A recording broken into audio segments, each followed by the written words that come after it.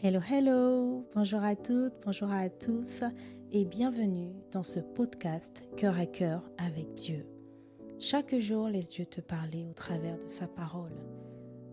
Dans ce podcast, nous partagerons des exhortations brèves, puissantes et guidées par l'amour pour t'aider à méditer les Écritures profondément, verset après verset, pour t'aider à guérir, à être éclairé, affermi, mais surtout, faire la rencontre de Dieu telle que tu ne l'as jamais connu, afin de vivre une relation intime et vivante avec lui.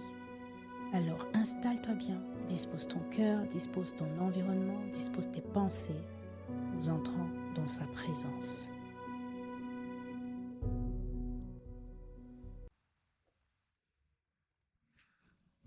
Bonjour bien-aimés, j'espère que vous allez bien par la grâce de Dieu. Moi je vais bien, nous bénissons le Seigneur, nous sommes reconnaissants en toutes choses. Alors que c'est un nouveau message, ça veut dire que c'est un nouveau jour pour toi. C'est le jour que le Seigneur a fait, c'est un sujet d'action de grâce. Nous avons toutes les raisons d'être dans la joie, d'être dans la paix, parce que d'une manière ou d'une autre, il y a une grâce, au moins une grâce que nous pouvons voir. Nous respirons, bien-aimés. Et au-delà de ça, je suis sûre qu'il y a beaucoup d'autres grâces que si nous prenons le temps de nous arrêter, d'observer, nous verrons que nous sommes bénis en toutes choses. Alors, recommandons ce moment au Seigneur et disposons-nous à recevoir. Parce que si nous sommes là à écouter ce message, c'est que nous croyons que nous allons recevoir quelque chose. Demandons au Saint-Esprit d'être au contrôle et d'ouvrir nos cœurs. Père, merci pour cette nouvelle occasion, cette nouvelle opportunité et ce privilège que tu nous donnes de demeurer dans ta parole. Nous ne voulons pas seulement demeurer à écouter ce que tu nous dis, non. Nous voulons nous assurer de nous rapprocher de toi à chaque fois que nous allons plonger les regards dans les Écritures. C'est pourquoi nous t'invitons, nous t'invoquons, alors que nous avons la conscience que nous ne pouvons pas le faire par nous-mêmes. Car tu déclares dans ta parole, dans Philippiens 2, au verset 13, que tu crées en nous le vouloir et le faire selon ton bon désir. Viens, s'il te plaît, crée en nous le vouloir appliquer tout ce que nous allons lire, le vouloir accepter tout ce que nous allons lire et la capacité ensuite de le faire concrètement. Viens inspirer nos pensées, viens bouleverser, viens chambouler, viens opérer une chirurgie dans le cœur de quelqu'un, dans nos cœurs. Viens enraciner ta parole, viens nous transformer, viens rendre Christ visible. Oui, s'il te plaît, viens te glorifier. Saint-Esprit, fais ton ministère, remplis-nous, remplis ce moment et que le seul nom de Jésus soit glorifié. Nous te disons merci d'avance pour ce que tu vas faire au nom de Jésus-Christ. Amen. Le message de ce jour s'intitule « L'exclusif est son nom ». L'exclusif est son nom. Alors que je dis cela, je suis en train de penser à un passage que nous avons déjà lu dans Exode, lorsque le Seigneur était en train d'expliquer les différents outils qui allaient être utilisés dans le tabernacle. Vous vous rappelez l'autel des parfums, la table des pains et même la table des sacrifices et tous les ustensiles, les louches, les bols et tout ça. Et rappelons-nous comment le Seigneur disait qu'en fait, notamment pour la manière de faire le parfum et toutes ces choses, que ces choses seront consacrées au service de l'Éternel et seront exclusivement réservées à son service. Ça me rappelle dans Exode 30, au verset 29, il dit « Lorsque tu les auras mis à part », il était en train de parler ici de l'autel des sacrifices, du porte-lampe, même du coffre en fait, du bassin en fait de purification avec tous les supports. Il dit, lorsque tu les auras mis à part, ils seront strictement réservés à mon service. Vous voyez, ce que je dis d'habitude, bien-aimés, c'est qu'en réalité, le Seigneur n'a cesse de se répéter sur des choses en fait, il a déjà dit des choses et il se répète. Une manière pour moi de dire ici que, en vérité, nous n'avons pas besoin de lire toute la Bible pour connaître Dieu. Nous n'avons pas besoin de lire toute la Bible pour savoir sa volonté ou son cœur. Il y a des choses qu'il a déjà dit, c'est juste qu'il le dit d'une manière et puis il dit encore d'une autre manière.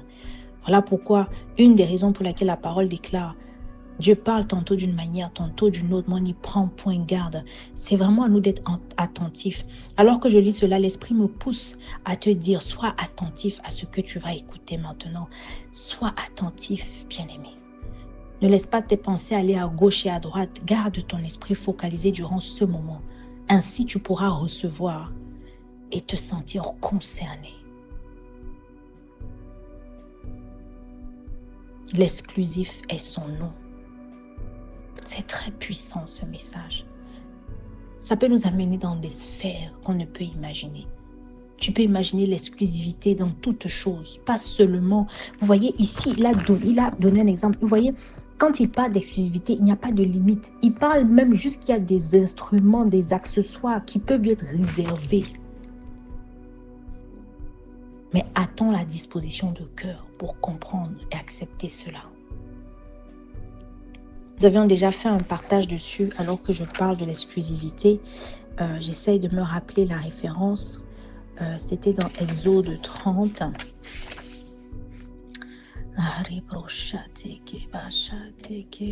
Voilà.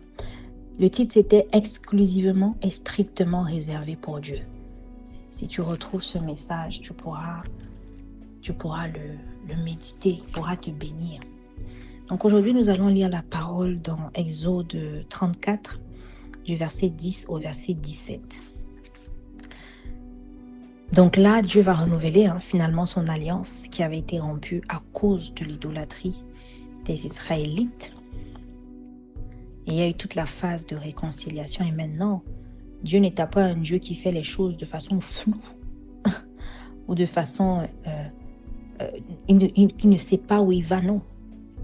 Il précise, il prévient, il explique, il est pédagogue, ce qui va en train de se passer.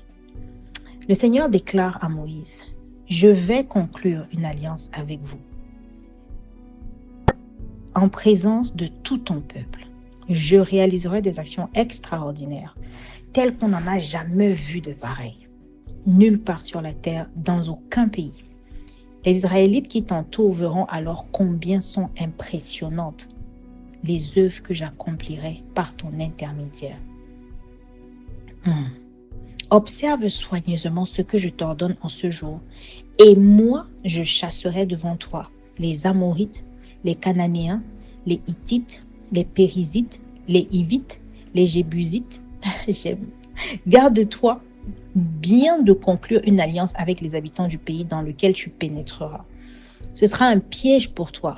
Au contraire, vous démolirez leurs autels, vous briserez leurs pierres dressées et vous couperez leurs poteaux sacrés de la déesse Ashéra. Tu n'adoreras aucun dieu étranger, car le nom du Seigneur est l'exclusif. C'est un Dieu à l'amour exclusif. Ne conclus aucune alliance avec les habitants de ce pays. Lorsqu'ils célèbrent leur culte idolâtre, ils t'inviteraient à y participer et tu mangerais de ce qu'ils offrent en sacrifice à leur Dieu. Tu prendrais parmi eux des femmes pour tes fils et celles-ci les entraîneraient à leur tour dans leur culte idolâtre. Ne te fabrique pas de Dieu en métal fondu. Voilà pourquoi l'exclusif est son nom. C'est pour te garder toi et moi. Parce qu'il connaît les ruses du diable. Je ne sais pas pourquoi j'ai à cœur de démarrer ainsi droit au but. L'exclusif et son nom ne concerne pas seulement Dieu. Oui, ça le concerne lui. On est en train de découvrir ce qu'il pense de lui-même et qui il est. Il est exclusif. Il n'aime pas qu'on le mélange. C'est comme une personne proche que tu aimes. Encore une fois, nous sommes dans le relationnel avec le Seigneur. C'est comme ta fille, par exemple, elle a son doudou. Ou alors, ton garçon, il a sa voiture. Et il aime le positionner d'une manière ou l'utiliser d'une manière. Regarde comment il va défendre ou alors comment il va revendiquer la manière d'utiliser son jouet ou son doudou. Tu vas le regarder avec attention. Peut-être tu vas sourire, peut-être ça va t'irriter, je n'en sais rien. mais c'est une forme d'exclusivité. On autorise beaucoup l'exclusivité à plein de personnes autour de nous, mais pas à Dieu. Commençons au premier verset. Nous avons déjà le contexte. Le Seigneur conclut une alliance parce qu'elle avait été brisée à cause de l'idolâtrie. Mais regardez ce qu'on dit depuis le début, de ce qu'on sait de Dieu maintenant. C'est un Dieu qui ne surprend pas. Il annonce toujours ses intentions. Donc regarde à ta vie, regardons à nos vies, à ce qui nous arrive. Est-ce que nous avons loupé un message? Regardons à ce que le Seigneur peut-être nous annonce, à ce qu'on entend aux prédications, ce qui nous touche, nos difficultés. Le Seigneur t'avait déjà certainement prévenu. Ou alors peut-être tu sens quelque chose en ce moment, le Seigneur est en train de te prévenir. Ceci nous fait comprendre que en temps normal, nous ne sommes pas censés être surpris. Ce n'est pas normal, ça veut dire que quelque chose coince. Ça nous donne donc la sensibilité. Parce que nous savons que Dieu, notre Père, il a à cœur d'annoncer ses intentions. Il annonce ce qu'il va faire. Il est pédagogue. Il aime expliquer. Comme je le dis, je l'ai constaté. Il aime parler. Regardez, depuis le début que nous avons, il parle. Notre Dieu, c'est un Dieu qui parle. Il aime parler. Il aime ça. Il parle. On ne peut pas dire que Dieu, c'est quelqu'un qui est timide ou qui est silencieux. Non. C'est pas sa nature. Il parle. Il n'a aucun problème avec le bavardage. Et là, vous voyez, il annonce. Alors, je suis en train d'insister ici simplement pour t'ouvrir les yeux sur une facette de Dieu. Peut-être que tu n'as pas encore accès à accepter qu'il annonce ses intentions. Je ne sais pas quel faux raisonnement c'est censé renverser, mais sache que Dieu annonce ce qu'il va faire. Peut-être tu es dans le flou. Bien-aimé, ça veut dire que peut-être tu n'es pas dans la saison ou peut-être qu'il a répondu, tu n'as pas entendu. Peut-être qu'il a parlé, tu n'as pas été disposé. Peut-être tu as été distraite parce que lui, il parle. Alors l'attitude serait de revenir à ses pieds, lui dire « Ah bah Père, pardon. Je sais que tu parles. Peut-être tu as parlé, j'étais distraite, je n'ai pas écouté. » C'est comme quand tu parles avec un ami, si tu as du mal, projette-toi dans une relation avec un proche. Tu as dit quelque chose, tu attendais quelque chose. Et puis, la personne n'a pas été attentive. Bah, fais ça dans l'autre sens avec toi. Et Dieu. C'est-à-dire que Dieu t'a certainement parlé. Remets-toi en question, examine-toi. Ne te mets pas juste à t'apitoyer, être dans le découragement. Oh Dieu, oh tes plaintes. Non. Tu vois, tu es dans une relation. Dans une relation, on communique, on essaie de voir qu'est-ce qui n'a pas marché, mais surtout, on ne fait pas de suppositions. Oui, c'est comme dans la vraie vie, tu ne vas pas supposer que quelqu'un a une pensée négative sur toi juste parce qu'il t'a regardé d'une manière. C'est pas vrai, il y a des gens, souvent, ils sont dans leur pensée. Et puis, ils te regardent, toi, tu crois qu'il est toi en train de te regarder. Il ne te regarde même pas. Donc, on ne fait pas de suppositions avec Dieu. On lui parle. Et puis, on vient. Si c'est flou, si on pense même qu'on a loupé quelque chose, ou plutôt, si on a conscience qu'on n'était pas attentif, on demande pardon. Et on dit, Père, fais-moi grâce. J'ai dû rater quelque chose. Révèle-moi encore. Tout simplement. Ensuite, regardez. Il dit, en présence de tout ton peuple, je réaliserai des actions extraordinaires, telles qu'on n'en a jamais vu de pareil, nulle part sur la terre, dans aucun pays. Il ne surprend pas, il te dit déjà. Il dit, je réaliserai des actions extraordinaires, telles qu'on n'en a jamais vu de pareil. Avec il te prépare même. Tu vois, dans l'extraordinaire. C'est un Dieu de l'extraordinaire. Il dit ce qu'il fait des choses extraordinaires. Je ne sais pas à qui ça parle.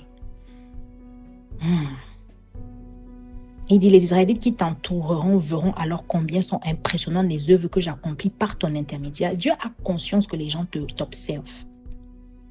Il est très intentionnel. Il sait que tu es dans ce monde et que tu le représentes. Il sait ce qu'il fait en fait. Il sait que quand il va te donner la grâce d'opérer un miracle, que les gens vont voir. He knows. Ça me plaît beaucoup la suite. Au verset 11, observe soigneusement ce que je t'ordonne en ce jour, et moi, je chasserai devant toi les Amorites, les Cananéens, etc. Bien-aimé, un point très important ici. Vous voyez, là où il faut toujours appliquer le sens-toi concerné, STC. Ici, on ne peut pas lire l'histoire Ici, on ne peut pas lire cette histoire ou lire juste comme une histoire, en fait. Parce que il est en train... On ne peut pas juste lire et se dire, ah, voici ce qu'il a ordonné à... Voici ce qu'il a dit à Moïse. Il a dit à Moïse, ça concerne Moïse. Observe soigneusement ce que je t'ordonne en ce jour.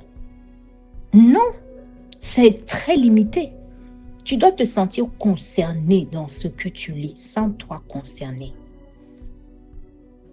Il a dit, et moi je chasserai devant toi les Amorites. Vous voyez, depuis que nous lisons la parole, nous méditons, nous creusons, très souvent il y a un fait si et moi je ferai ça. Un peu comme il y a toujours une condition. Un peu comme il y a toujours un principe. Un peu comme il y a toujours un engagement mutuel, des actions mutuelles, un partenariat. Chacun qui fait sa part. Comme dans une relation normale. J'ai l'habitude de dire que lorsqu'on est dans une relation, peu importe la relation amicale, professionnelle, amoureuse, toute relation qui ne s'entretient pas meurt. Elle finit par mourir. Chacun doit faire sa part. Ou chacun doit y mettre du sien, faire un effort. Une relation se bâtit, peu importe qu'elle est. Donc, il y aura toujours quelqu'un qui doit faire sa part. Mais nous, en tant que chrétiens, parfois, nous pensons, et je l'ai déjà dit, mais c'est une réalité, je n'aurais cesse de le dire, que Dieu est censé seulement donner. Et nous n'avons rien à faire. Et c'est ça le problème. Parce qu'en réalité, bien-aimé, tu vas souvent prier, nous allons souvent prier, mais nous ne nous posons aucunement la question de quelle est ma part, quel effort je fournis. Pas parce que c'est conditionnel, mais parce que j'ai conscience que je suis dans une relation. Et que comme j'aimerais faire des efforts pour une relation humaine, à combien plus forte raison je dois faire des efforts pour cette relation avec Dieu. Pas parce qu'il ordonne, pas parce que je veux quelque chose, pas parce que je veux un exaucement, non. Mais parce que j'ai décidé de m'investir dans cette relation parce qu'il me plaît. Dieu me plaît. Il a dit, observe soigneusement ce que je t'ordonne en ce jour. Et moi, je chasserai devant toi.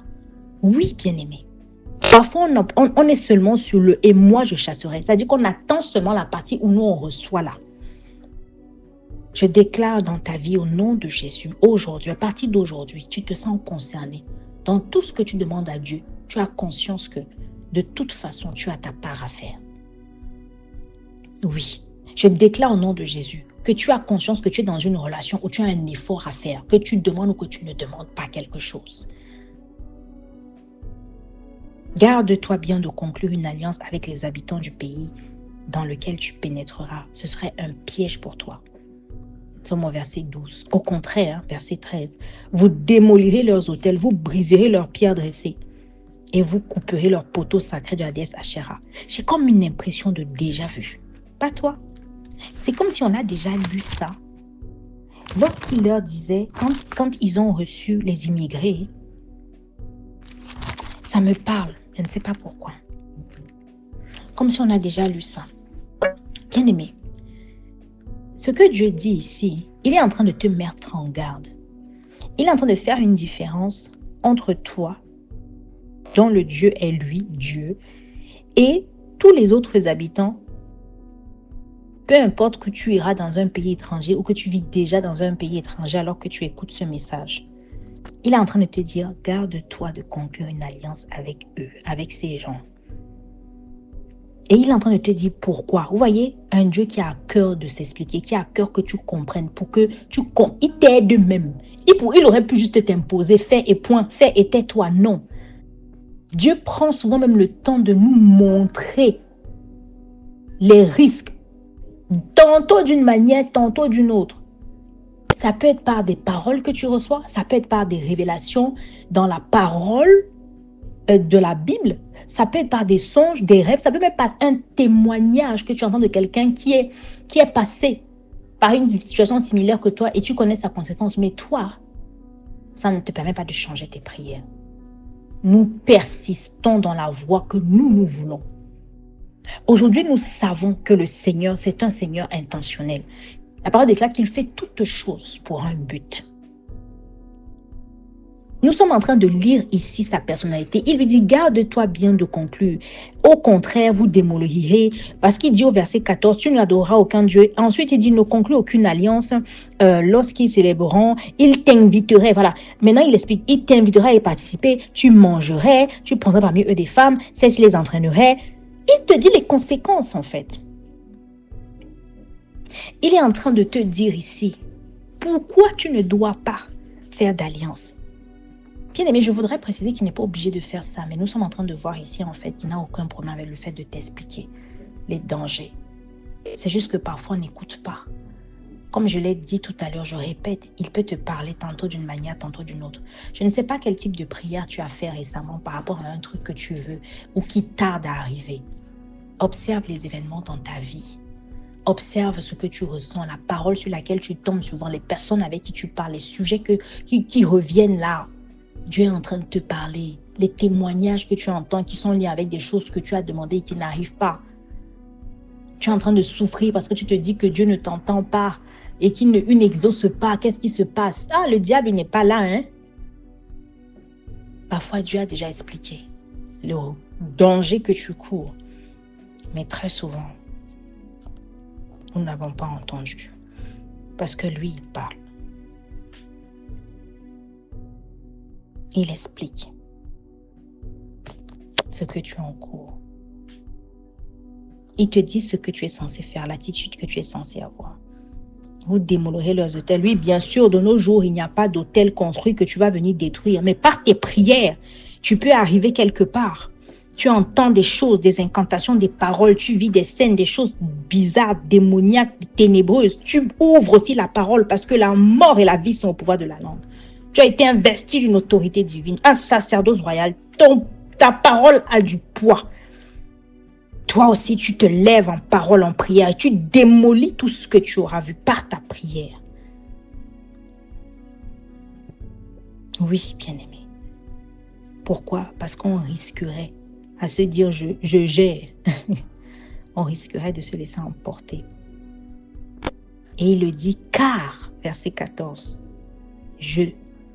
le nom du Seigneur est l'exclusif. C'est un Dieu à l'amour exclusif.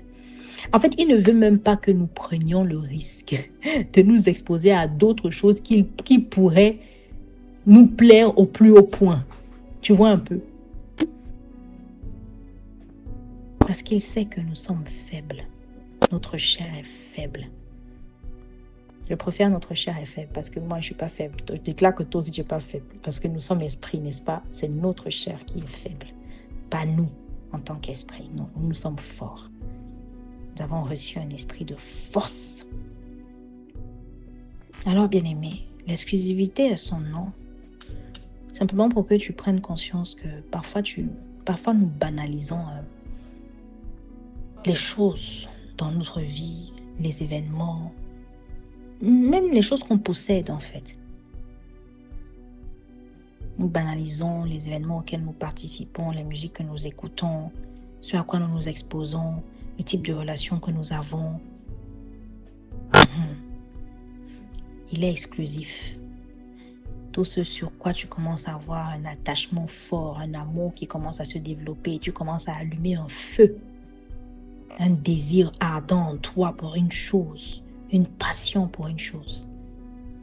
Attention, le Seigneur, c'est l'exclusif. Et tu comprends aussi que dans notre champ, ça marche du coup. Que lorsque tu feras des choses en lui disant que c'est que pour lui, tu fais vraiment les choses que pour lui, ça c'est pour toi, c'est ton moment, c'est ton espace, c'est je sais pas moi, c'est ton cahier, c'est ton Simon. Il aime ça. Ah! Il aime ça. Alors je prie que nous ne nous laissions pas entraîner inconsciemment ou même consciemment dans des choses qui seront de l'idolâtrie. Je prie que nous puissions prendre conscience que dans cette relation, l'exaucement parfois attend notre obéissance soigneuse. Que nous observions soigneusement ce que Dieu a dit. Que nous soyons responsables et que nous puissions faire notre part et ne pas attendre que Dieu fasse tout pour nous. Parce que ce n'est pas ainsi que ça marche. Je prie que le Seigneur puisse ouvrir les yeux à quelqu'un.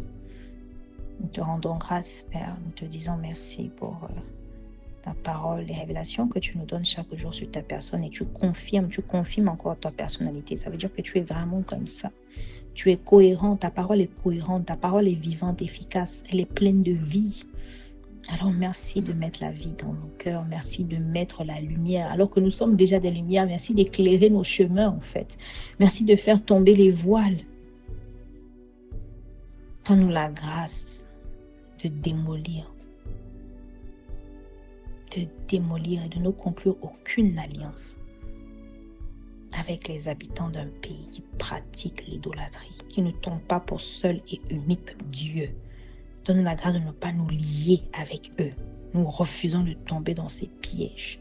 Donne-nous la grâce d'être des instruments qui vont démolir par le sang de Jésus tous les autels qui parlent contre toi ou qui ne reconnaissent pas ton autorité. Nous refusons de nous prosterner, d'adorer de faux dieux. Nous refusons toute forme d'alliance avec des entités que tu n'agrées pas.